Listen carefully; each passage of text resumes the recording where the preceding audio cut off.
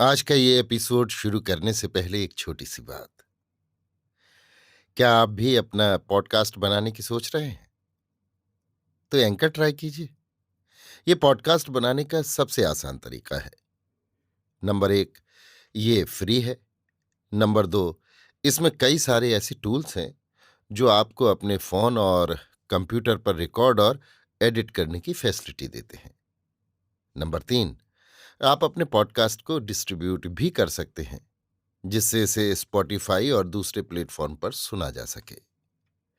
तो डाउनलोड कीजिए free anchor app या विजिट कीजिए anchor.fm पर अपना पॉडकास्ट स्टार्ट करने के लिए। ये तो थी एक छोटी सी जानकारी, और अब शुरू करते हैं एपिसोड का सिलसिला। तो आज के एपिसोड में लीजिए सुनिए आचार्य चतुर्सेन शास्त्री के लिखे उपन्यास वयम रक्षा माह का भाग 111 धूर्जटी के सानिध्य में, मेरी यानी समीर गोस्वामी की आवाज में। पौलोमी शची इंद्राणी ने मदन प्रिया रति को बुलाकर कहा, अरे मनमथ वधू, आज मैं हेमवती शैल सुता उमा की चरण शरण में कैलाश जा रही हूं। आ, तू मुझे श्रृंगारित कर दे। रति ने हंसकर इंद्राणी को सुवासित तेल लगा केश विन्यास किया। हीरा मोती मणिखचित भूषण, चंदन कुमकुम और कस्तूरी आदि सुगंधों का लेप अंगोपांगों पर किया। फिर रत्न संकलित आभायुक्त पट वस्त्र धारण कर पैरों में महावर दी। शची का रूप हेमकांति के समान दे दीप्यमान हो उठा। इस रूप माधुरी को देखकर रति ने हंसते हंसते कहा, देवी, इस भुवन मोहन रूप को लेकर तुम भवन से बाहर कैसे जाओगी? इस रूप को देखकर तो जगत मत्त हो जाएगा। तुम्हारे अधरामृत को देख देव दैत्य अमृत को भूल जाएंगे। वेड़ी को देख नागला जाकर भाग जाएंगे। उन्नत कुचों को देख मंदराचल अचल हो जाएगा। रति की ये वाक्य सुन चारुमती शोभना शची ने अपने अवयवों को ऐसे ढक लिया जैसे भस्म राशि से अग्नि ढकी जाती है। वो गंधाव्रत उषा की भांति हस्तिदंत रचित गृहद्वार से बाहर आई। देवेंद्र ने पौलोमी शची सहित देवलोक से कैलाश को प्रस्थान किया। हिमगिरी श्रृंग पर हेमकूट के समान धवल ध्वजैरावत धीर मंथर गति से ऊर्ध्वगत होता जा रहा था। निरभ्र आकाश में बालुदित अरुण की स्वर्णाभा से हिमशृंग की शोभा अकथ्य हो रही थी। उस शोभा को निरख देवेंद्र ने कहा, पौलोमी, प्रस्फुटित कमल से जैसे मृणाल की शोभा बढ़ती है, वैसे ही तेरे सानिध्य में मैं संपन्न हूं। शची ने हंसकर कहा, ठीक ही तो है। पारिजात परिमल के कारण ही पवन का आदर होता है। परंतु अंब से मैं कहूंगी क्या, ये तो बताओ। जैसा अवसर हो। तू तो प्रत्युत्पन्नमति है। वो दुष्ट इंद्रजित नामधारी राक्षस जैसे मरे वही तू कर। तो धूर्जटी की सेवा में क्यों? पितृचरण में चलकर क्यों न निवेदन करे?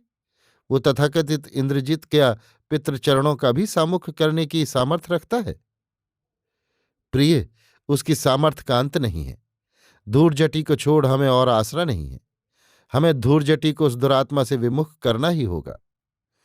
अंब क्या मेरे कहने से सुनेंगी? क्यों नहीं? त्रिभुवन में कौन है जो तेरे कटाक्ष पूरित अनुरोध को टाल सके? फिर अंब तो तुझ पर बाल्यकाल से सदै हैं। कैलाश पर क्या हम आ पहुंचे? ये पर्वत जो श्याम तरु राशि में है, उसके उस पार वो जो स्वर्णिम उत्तुंग हिमकूट है, वही तो कैलाश है। वही है प्रियतमे। शरवन से तो ये अति मनोरम है। इसी से कैलाशी सरवन को छोड़कर यहां आ बसे हैं। तब क्या, तू तो जानती ही है कि कामदहन के समय ही रुद्र ने क्रुद्ध हो शरवन भी भस्म कर दिया था। अब तो उसे अगम्य क्षेत्र मान लिया गया है। निर्वंश के चरण वहां नहीं पड़ सकते। देखो तो प्रियतम, ये निर्मल निर्झर कैसी शोभा धारण कर रहा है। इसकी शुभ्र जलराशि श्याम शिला पर ऐसी प्रतीत हो रही है जैसे श्यामा वामा ने उत्तरांग में चंदन लगाया हो। ऐसा ही है। लो, आ गए हम कैलाश धाम के द्वार पर। वो देखो, द्वार मधुर निनाद से आप ही खुल गया। दूरझटी के किंकर इस दास की सैरावत को पहचानते हैं।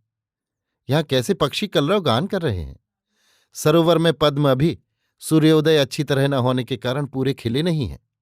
वे कुछ मुदे से कुछ खिले से ऐसे प्रतीत हो रहे हैं जैसे लज्जावती नववधू ने भोर में कुसुमारुण शय्या त्याग व्रीणावनत हो, अपना कमल वदन ढांप लिया हो, और निर्मल जल में जो बालारुण की रक्तिम रश्मियां खेल रही हैं, वे ऐसी प्रतीत हो रही हैं जैसे ढीठ नायक उस व्रीणावंता लज्जावती का अवगुंठन हटाने को उंगलियों से गुदगुदा रहा हो। देवाधिदेव के किंकरों ने इरावत को घेर लिया। देवेंद्र शची सहित हाथी से उतर शैलबाला अंबिका पार्वती की सेवा में किंकरों के बताए मार्ग पर चलकर जा पहुंचे। अंब स्वर्णासन पर बैठी थीं, जया चंवर डुला रही थी, विजया छत्र लिए थी। महेंद्र ने इंद्राणी सहित महामाया अंबिका के चरणों में प्रणाम किया। अंब ने हंसकर शची को अंक में बैठाया और सिर सूंघा। देवेंद्र की ओर से कृपा कटाक्ष कर कहा, देवेंद्र, देवकुल में देवलोक में कुशल तो है? अब फिर कोई नया झंझट तो नहीं आ खड़ा हुआ? अंब, देवद्रोही लंकापति रावण और दुर्जय रावणी पर जब तक धूर्जटी का अनुग्रह है, तब तक भला देवलोक और देवकुल में कुशल कहाँ?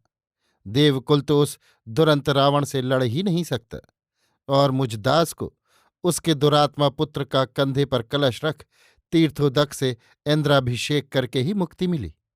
मेरा विकराल उज्र भी उस दुरात्मा के अक्षय तूणीर और दिव्य धनु के सामने निस्तेज हो गया।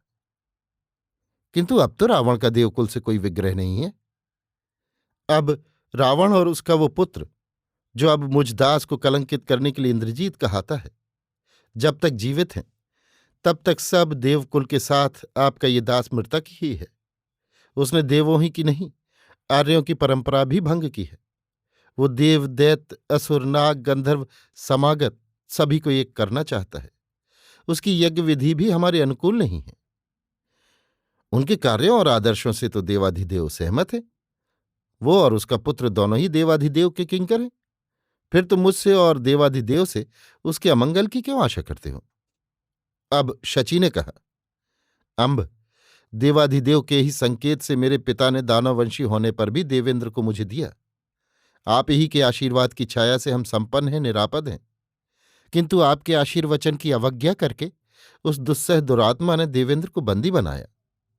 देवेंद्र को समूचे निर्वंश के प्रतिनिधियों के सामने कंधे पर तीर्थोदक रख उस अधम का इंद्राभिषेक करना पड़ा। कैसे अब आप देवकुल का ये अपमान देख सकेंगी अंब? हेमवती ने सब सुनकर कहा, परंतु सुन, तेरे अनुरोध की रक्षा करने की सामर्थ्य मुझमें नहीं है। देवाधिदेव राक्षस कुल रक्षक हैं। वे आज वृषभध्वज योग में कूटस्थ दुर्गम गौरीकूट पर बैठे हैं। वहां तक जाना भी शक्य नहीं है। उनकी एकांत साधना में विघ्न करना भी निरापद नहीं है। तू तो जानती ही है, संक्रुद्ध रुद्र के निश्वास से मकरध्वज मीन केतु काम भस्म हो चुका है। तो ये और भी अच्छा है अंब, विरूपाक्ष देवाधिदेव यहां नहीं है। वे विकट शिखर पर कूटस्थ हैं। अब आप ही देवों का प्रिय कर दीजिए। हमें देवाधिदेव से क्या प्रयोजन है? हम तो आप ही के प्रसाद से प्रसन्न होना चाहते हैं। पौलोमी शची के वचन सुन हंसकर उमा ने कहा, हरि इंद्र सखी, तू बड़ी वाचाल है। तभी तो देवराज तुझे देख ऐसा विमुग्ध होता है, जैसे ऋतुपति वन स्थल की कुसुम कुंतला को देखकर मोहित होता है। देवेंद्र ने उमा की प्रसन्न मुद्रा देखकर कहा, अंब, देवकुल के अपमान का परिष्कार करो। मैं दास इसी आशा से आपकी शरण आया हूं। मातेश्वरी, जब दुरंत तारक ने मुझे पराजित कर स्वर्ग हस्तगत कर लिया था, तब देवकुल रक्षक कुमार कार्तिकेय को वृषभध्वज रुद्र ने नागसिद्ध धनुष और अक्षय तुरीण दिया था। उसी से कुमार ने दुर्जय तारक का वध किया था। वृषभध्वज रुद्र की कृपा से मेघनाद के पास भी वही महास्त्र है। इसी से वो दुरंत राक्षस अदृश्य रहकर चतुर्मुखी बाण वर्षा करता है। उसका वध संभव ही नहीं। अब अंब, कृपा कर मुझे कुमार का वही अक्षय तर्कस दो, धनुष की अभेद्य सुवर्ण मंडित ढाल दो और मृत्युंजय खड्ग दो, जिससे राम उस देववैरी दुरंत मेघनाद का वध कर सके। देवराज इंद्र का ऐसा अनुनय अनुरोध सुन शरणागत वत्सला अंबिका शैलबाला पार्वती ने महामाया को आज्ञा दी कि वो देवेंद्र की इच्छा पूर्ण करे। महामाया ने वे जाज्वल्यमान शस्त्रास्त्र देवेंद्र को ला दिए। इंद्र ने वो कालधनुष हाथ में लेकर कहा, मुझ दास का ये रत्न धनुष इस दिव्य धनुष के सम्मुख तुच्छ है। ये महातेजस्कर खड्ग और सूर्यमंडल के समान दैदीप्यमान ढाल तथा काल सर्प की भांति नाग शरों से भरा अक्षय तर्कस पाकर मैं धन्य हो गया। देवकुल पुनर्जीवित हो गया। उमा हेमवती ने कहा, देवेंद्र, तुम मेरे अभ्यागत हो, देवराट हो, तुम्हारा विचार शुभ है। आर्यों और देवों का अप्रिय मैं भी सहन नहीं कर सकती। दूरझटी क्रुद्ध भी होंगे तो मैं सहन करूंगी। तुम इन महास्त्रों को ले जाकर राम को दे दो। इन्हीं से कुमार कार्तिक ने तारक का वध किया था। इन्हीं से तुम्हारे चिरशत्रु मेघनाद का हनन होगा। परंतु मैं तुम्हें कह देती हूं कि मेघनाद की वीरता मैंने देखी है। ये त्रिपुरारी का संपूर्ण रौद्र तेज धारण करता है। त्रिभुवन में कोई वीर शस्त्र रहते उसका वध नहीं कर सकता। इसलिए उससे निरस्त्र ही वध करने का संकेत रामभद्र को देना। सीता का असह संताप अब मुझे भी सह नहीं है। रावण अब अपने ही चरित्र दोष से विनष्ट होगा। जाओ देवेंद्र, लंका का सौभाग्य सूर अब अस्ताचल में डूब चुका। इंद्र ने आनंदमग्न हो उमा की वंदना की। अंब ने शची को अंक में भर विदा किया। देवलोक में पहुंच इंद्र ने देवसारथी मातुली को बुलाकर कहा, हे बहुग, तू अभी मेरा दिव्य रथ लेकर लंका में चला जा।